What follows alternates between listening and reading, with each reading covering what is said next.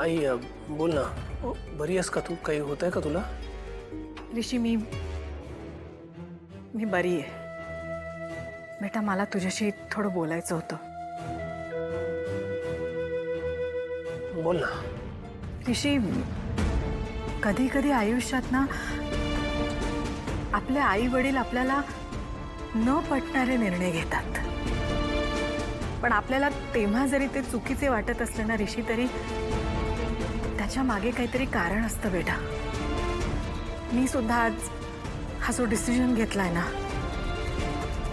याच्या मागे काहीतरी कारण आहे. तुमची काळजी आहे. आय नो दॅट आई. आय नो तू आणि बाबांनी किती सॅक्रिफायसेस केलेत माझ्यासाठी. लहानपणीपासून माझे सगळे हट्ट पुरवलेत तुम्ही. आई वडील म्हणून खूप केलं तुम्ही माझ्यासाठी.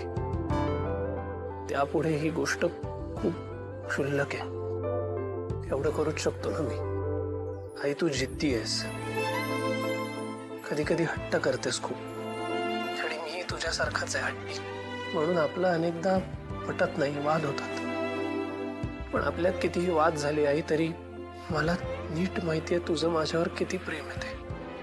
आणि आई माझंही तुझ्यावर तितकंच प्रेम आहे.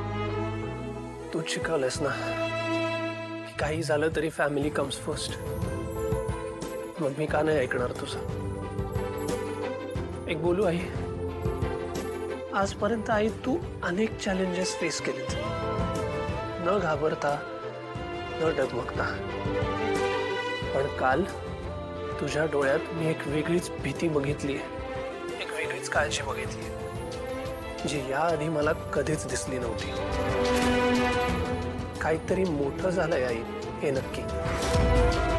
मग मी तुला दिलेलं वचन नाही मोडत आहे.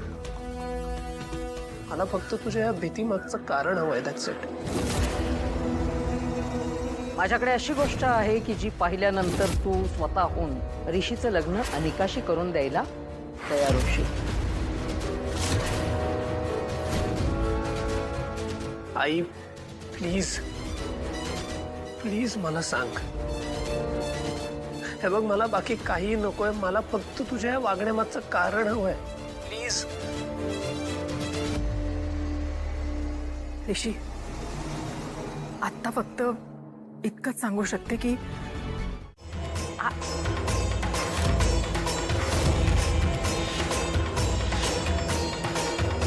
तू माझ्या आधी इथे आलेली आहेस. एका अर्थी बरंच झालं. म्हणजे साखरपुड्याचा मुहूर्त काढण्यासाठी सगळ्यांनी एकत्र जमायलाच हवं होतं. सगळे एकत्रच आहेत, तर तीही गोष्ट होऊन जाईल. मी गुरुजींना सुद्धा इथेच बोलावलेलं आहे.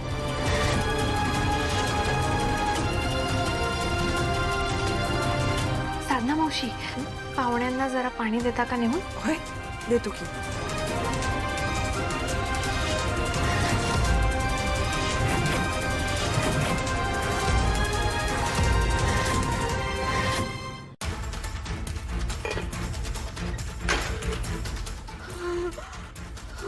मावशी, मावशी काय काय होतंय? थोडं चक्कर सारखं व्हायला लागलं. अरे बापरे, तुम्ही इथे थांबा, पाणी प्या. मी जरा पाणी देऊन येते. हा, आलेच. अरे जाऊ दे, कशाला, ठेव.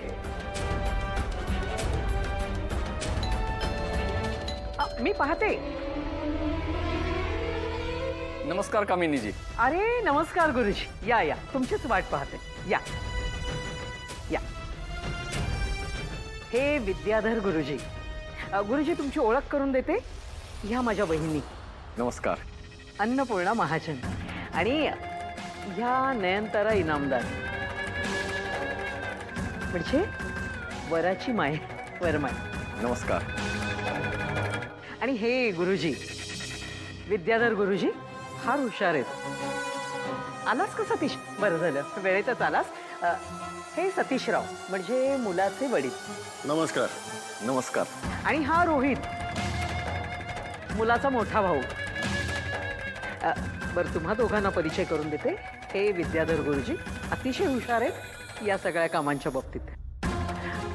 गुरुजी तुम्ही बसा ना. हॅलो प्राजू, अगं कमळी बोलायलोय. हा कमळी बोल ना. अगं काय ग तू कॉलेजला येईना झालीस काय? म्हणजे घरात साखरपुड्याची तयारी चालली आहे म्हणून येईना झालीस का? हा हो. प्राजक्ता, अगं काय झालंय? तू उदास झालीस काय? तुझा आवाज नाही ग, कुठे काय? ठीक आहे आवाज. नाही प्राजक्ता, काय तर झालंय बघ. तुझ्या आवाजावरनं असं वाटायलंय की तू रडलीस. काय झालंय? हॅलो, अगं प्राजू काय झालंय ग? तुझ्या भावाचं लगीन त्या माकडीनी बरोबर ठरवलंय म्हणून तू उदास झाली आहेस काय ग? अगं नाही, असं काही नाहीये. हॅलो प्राजक्ता, तू काय बी म्हण, खरं आम्हासनी जेव्हा ही बातमी कळली तेव्हा आम्ही आश्चर्यच झालो. म्हणजे ह्यो तर तुमच्या घरचा विषय आहे, आम्ही तर काय बोलणार म्हणा. आता ऋषी सर आणि अनिका दोघं बी समजूतदार आहेत.